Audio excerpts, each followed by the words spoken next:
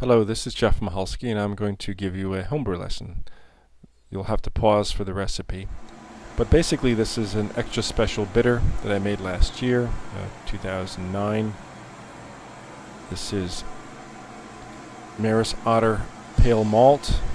I'm making a 20-gallon batch, and I use roughly 20 pounds of pale malt.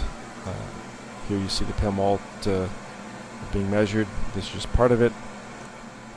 I also use crystal malts. This is a Caramel Munich Belgian caramel malt, as well as a crystal malt.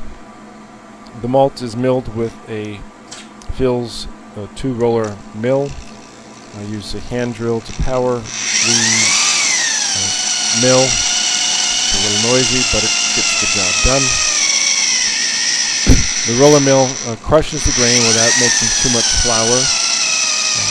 This allows me to add hot water for the mash and get good gelatinization without ending up with a stuck mash later.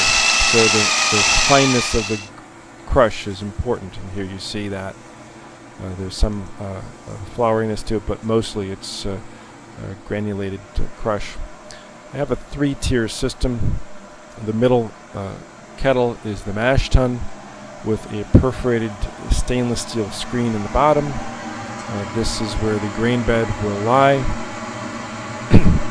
Also note the noise from the hood above. This is obviously indoors, and I have hood running to prevent accumulation of carbon monoxide.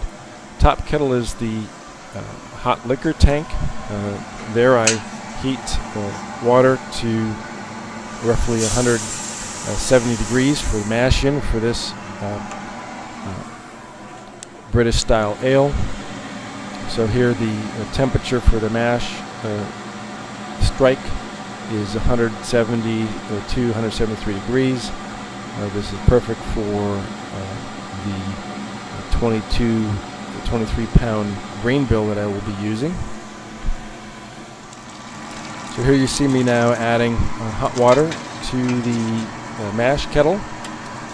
The ratio of water to grain is approximately 1.1 quarts per pound of crushed grain. These days I eyeball it. Basically I'm looking for a porridge or oatmeal type consistency. The other thing you need to do is make sure when you dough in the mash, you eliminate any balls of mash that aren't fully hydrated. You see that occasionally. Mixing by hand helps accomplish this. I then measure the temperature of the mash. It should be about 150 to 154 degrees, and here we see right at 151, 150 degrees.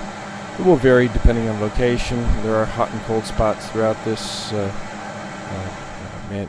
Manual stirring helps distribute the heat. I will be using Galena hops. This is a nice bittering hop. And then for flavor and aroma, I like to use Goldings for this special bitter. This will have in the order of 35 IBUs.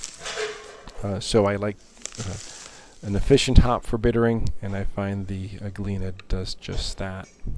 So it's about 1 3/4 ounces, 2 ounces of Galena hops. So here you see us having mashed for nearly an hour, 75 minutes, and the temperature has dropped about 40 to 145 degrees, 148 degrees. I did have to cheat a little bit and recirculate from the bottom with a small flame using a pump, which not only helps heat the mash and keep it warm, but also helps clarify the wort just before collecting it for the boil. Now you see the hot liquor tank. I've reheated some additional water to 170 degrees. This is what I will need for mash out and sparging. I then will use this hot water to rinse the grains and collect hot wort in the boiling kettle. Here you see the boiling kettle with a pipe on the bottom that has been perforated for us to collect the wort after the boil and prevent the hops from getting into the final product. And you see the hot liquor tank is now hooked up to distribute the hot water. This is just plain hot water, slightly acidulated, to rinse the grain bed at about 165, 170 degrees Fahrenheit. And here you see us collecting the hot wort. We'll be adding hops to this shortly for the boil in part 2.